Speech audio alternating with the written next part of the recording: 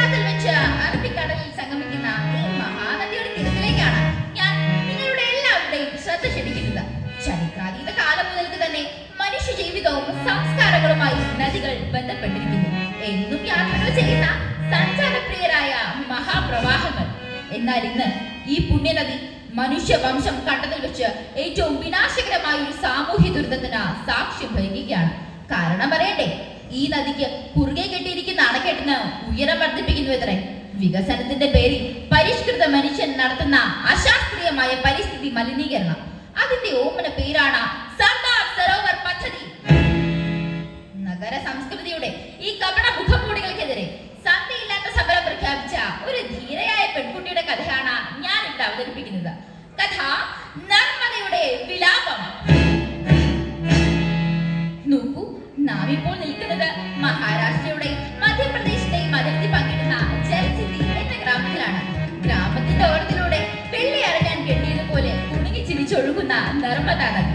നദിയുടെ ഇരുവശങ്ങളിലും പരശതം ഗ്രാമങ്ങളിൽ വസിക്കുന്ന ആയിരക്കണക്കിന് ആദിവാസി കുടുംബങ്ങൾ, നിർധനരും നിരാലംബരുമായ കർഷക തൊഴിലാളികൾ, ഉപജീവനത്തിനായി നദിയിലെ മത്സ്യങ്ങളെ ആശ്രയിക്കുന്ന മുക്കുവ കുടുംബങ്ങൾ, ഈ പതിനായിരങ്ങളുടെ അധ്വാനത്തെ ചൂഷണം ചെയ്യുന്ന ഒരു പിടി ജമീന്ദാർമാർ.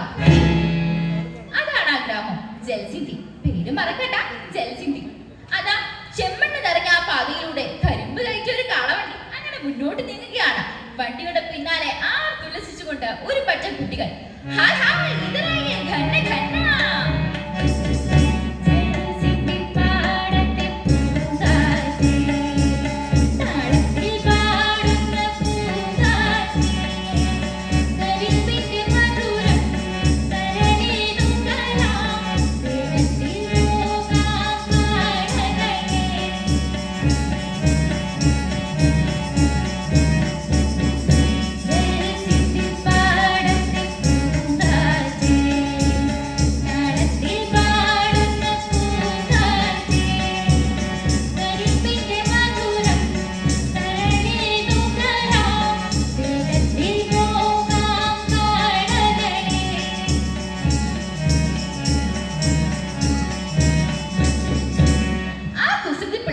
ഒരു നേതാവുണ്ട്, ഒരു 15 വയസ്സുകാരി. കണ്ണെഴുതി പൊട്ടുതൊട്ട് കയ്യിൽ പൊട്ടിച്ചിരിക്കുന്ന കുപ്പിവളകളുമായി പറന്ന് നടക്കുന്ന ആ കൊച്ചു പെൺകുട്ടിയുടെ പേരറിയണ്ടേ? അവളുടെ പേരാണ് ഹീര. ദേ ഹീരയെ കണ്ടില്ലേ?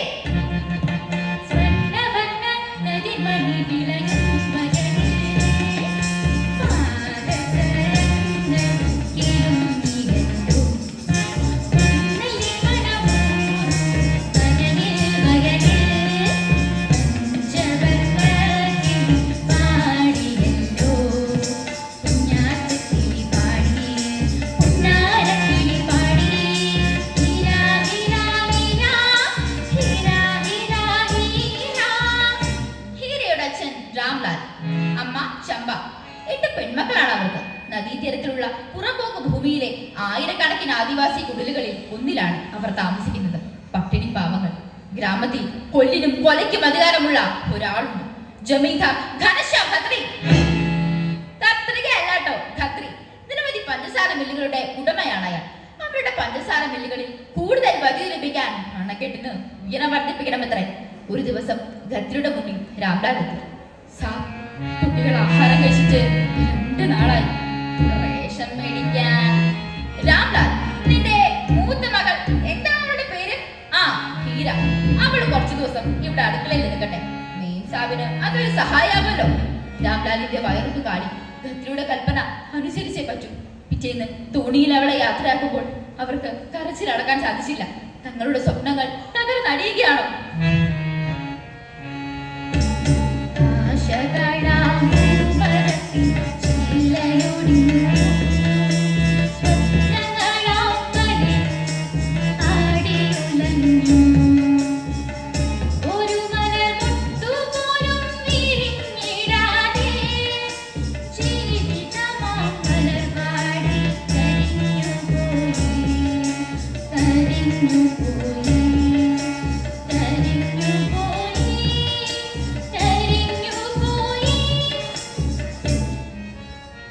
കളിച്ചു നടക്കേണ്ട പ്രായത്തിൽ ജമീന്ദാറുടെ അടുക്കളയിലെ ചൂട് പുകയുമേറ്റ് ആ കൗമാരം കരുവാടിച്ചു. പതുക്കെ പതുക്കെ അവൾ അവൾ ആ ജീവിതത്തോട് പൊരുത്തപ്പെടുകയായിരുന്നു. കാലം കാലം കടന്നുപോയി. ഇന്ന് ഹീര ഒരു കൊതിക്കുന്ന ഒരു യുവതിയാണ്. കാലം ആ പെൺകുടിയിൽ പല മാറ്റങ്ങളും വരുത്തി.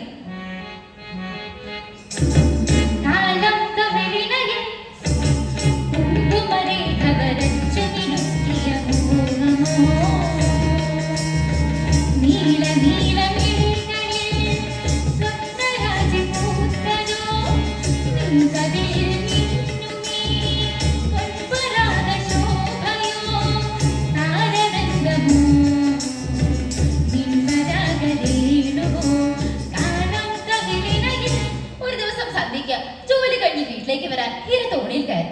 തന്റെ എല്ലാ വേദനകളും അവൾ മറക്കാറുള്ളത് ആ തോണിയാത്രയിലാണ്. അമരത്തിരുന്ന് തുഴയുന്ന തോണിക്കാരൻ തന്റെ ആത്മനൊമ്പരങ്ങൾ നദിയിലെ ഓളങ്ങളുമായി പങ്കിട്ടത് അവൾ നോക്കി നിന്നു.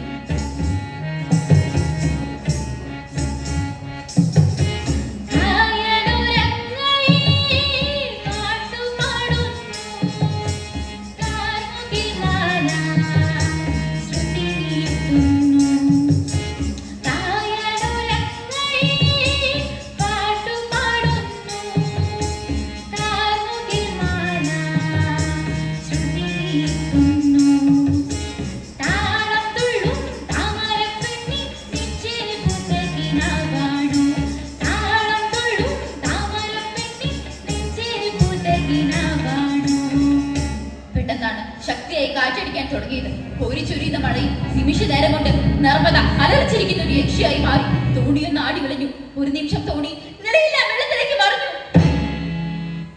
താണു പോകുന്നു തന്നെ കരുത്തിന്റെ ഒരു കൈ താങ്ങിയത് മാത്രം അവൾക്ക് ഓർമ്മയുണ്ട്.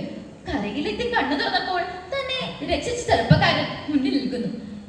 അവനെ അടിമുടി ഒന്ന് നോക്കി. നാണത്തോടെയാണെങ്കിലും ഹീര ചോദിച്ചു, എന്താ പേര്? കിരൺ. ജോലി ജോലി ജോലി തേടി വന്നതാണ്. ആ ബന്ധം ഹീരയുടെ ജീവിതത്തിലെ ഒരു വഴിത്തിരിവായിരുന്നു. ആ ചേരിയിലെ കുടലിലും ഒരു വിവാഹ പദ്ധതിയായിരുന്നു. ഹീര കിരണിന്റെ ജീവിത സഖിയായി.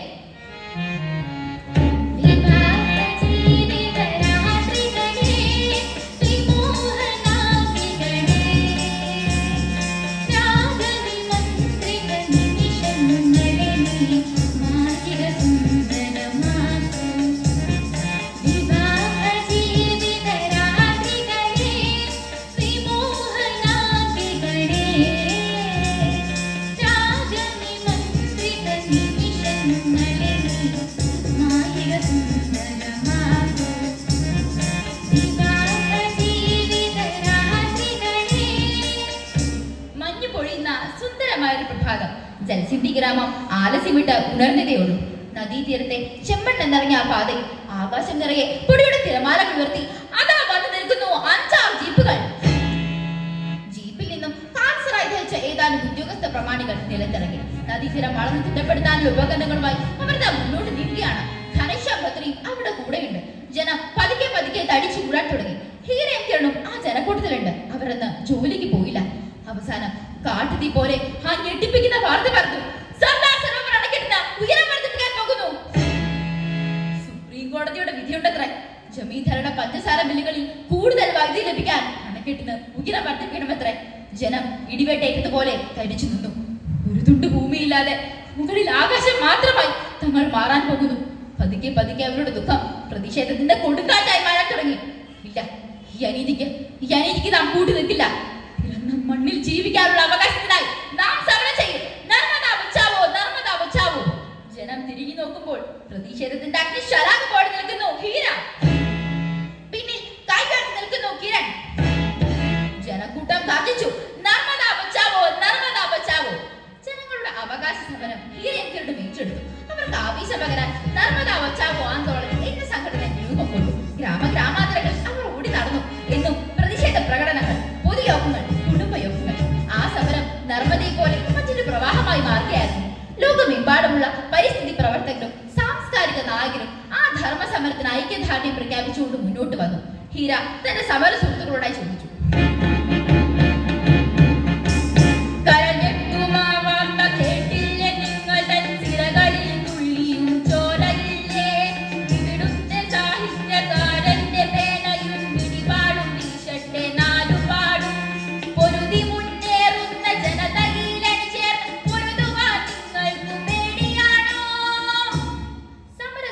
യോഗം ചേർന്ന അന്തിമ സമരം പ്രഖ്യാപിച്ചു. ജലസമാധി. നദീതീരത്ത് നാം കൂട്ടത്തോടെ നിശ്ചലരായിരിക്കണം. ജലം ഉയർന്നു വന്ന നമ്മെ മൂടിക്കൊള്ളട്ടെ. നദീതീരത്ത് അതാ 10,000 ആളുകൾക്ക് ഇരിക്കാനുള്ള പടുകൂറ്റൻ സമരപ്പന്തൽ ഉയർന്നു. പിറ്റേന്ന് പ്രഭാതത്തിൽ സത്യാഗ്രഹികളായ ആയിരങ്ങൾ നിശ്ചയദാർഢ്യത്തോടെ സമരപ്പന്തലിൽ ഇരുന്നു കഴിഞ്ഞിരുന്നു. സുപ്രസിദ്ധ പരിസ്ഥിതി പ്രവർത്തക മേധാ പട്കർ, അരുന്ധതി റോയ് തുടങ്ങിയ സാംസ്കാരിക നായകരും ഹീരയുടെയും കിരണിന്റെയും കൂടെ സമരപ്പന്തലിൽ ഇരുന്നു കഴിഞ്ഞിരുന്നു. ഘനശ്യാം ഖത്രി തികച്ചും അസ്വസ്ഥനാണ്. ഈ ദരിദ്രവാസികളായ ആദിവാസികളുടെ സമരം ജയിച്ചാൽ തങ്ങളുടെ പഞ്ചസാര ലോബി തകർന്ന് തന്നെ. തന്റെ അടുക്കളയിൽ ഒരു പരിചാരിക പെണ്ണ് ഇതൊരു സമര നേതാവായി വളരുകയോ? ആ കാബാലികന്റെ മനസ്സിൽ പല ദുഷ്ടചിന്തകളും രൂപം കൊള്ളുകയായിരുന്നു. ആരെവിടെ? ജമീന്ദാറുടെ ഗുണ്ടാതലവൻ മുമ്പിലെത്തി. എടാ ഹരിറാം, നാളെ സമരം നയിക്കാൻ അവൾ ഉണ്ടാകരുത്, മനസ്സിലായില്ലേ? ഹീര, നിനക്ക് ആവശ്യമുള്ളവരെ കൂട്ടി ഇത് തന്നെ അവളുടെ കഥ കഴിക്കണം. ഒരു പ്രത്യേക ആവശ്യത്തിനായി സമരപന്തലിൽ നിന്നും സന്ധ്യയ്ക്ക് വീട്ടിലേക്ക് മടങ്ങുകയായിരുന്നു ഹീര. പെട്ടെന്നാണ് ഗുണ്ടാസംഘം അവളെ ആക്രമിച്ചത്. തലയ്ക്ക് അടിയേറ്റ ഹീര തളർന്ന് വീണുപോയി. ഹീര നീട്ടി പിടിച്ചു. കിരണും സുഹൃത്തുക്കളും ഓടി വന്നപ്പോഴേക്കും ഗുണ്ടാസംഘം ഓടി മറിഞ്ഞിരുന്നു. ശബ്ദ കോലാഹലങ്ങൾ കേട്ട് സമരക്കാരും നാട്ടുകാരും തീപ്പന്തങ്ങളുമായി ഓടിയെത്തി. കിരണിന്റെ മടി അവശ്യമായി കിടക്കുന്ന ഹീര തന്റെ സമര സുഹൃത്തുക്കളോടായി പറഞ്ഞു, നമ്മുടെ സമരം പരാജയപ്പെടരുത്. എന്ത് വില കൊടുത്തു ജലസമാധി തുടരണം. അന്തിമ വിജയം നമ്മുടേതാണ്. കിരൺ, കിരൺ. ആ കണ്ണുകൾ എന്നേക്കുമായി അടഞ്ഞു.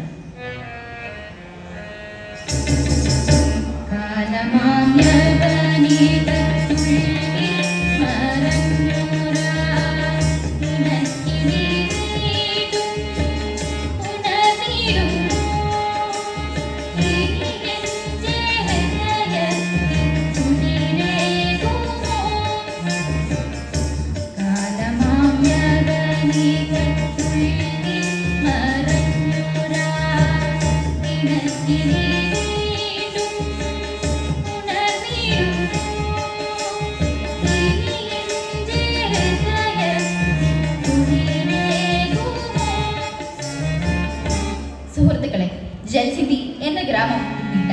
പിറന്ന മണ്ണിനും സ്നേഹിച്ച നദിക്കും വേണ്ടി ഒരു മഹാഭൂരിപക്ഷം വരുന്ന ഗ്രാമീണ ജനത നടത്തിയ ഈ ധർമ്മസമരം വികസന വിരുദ്ധമല്ല എന്ന് നാം അറിയുക. ഇത് പ്രകൃതിയുടെയും നമ്മുടെയും നിലനിൽപ്പിനായുള്ള അന്തിമ സമരമാണ്. അകലെ നിന്നാണെങ്കിലും ഈ ധർമ്മസമരത്തിന് ഒരുപിടി രക്തഹാരങ്ങൾ അർപ്പിക്കുന്നു. നർമ്മദയുടെ ദുഃഖം ഇവിടെ അവസാനിക്കുന്നില്ല.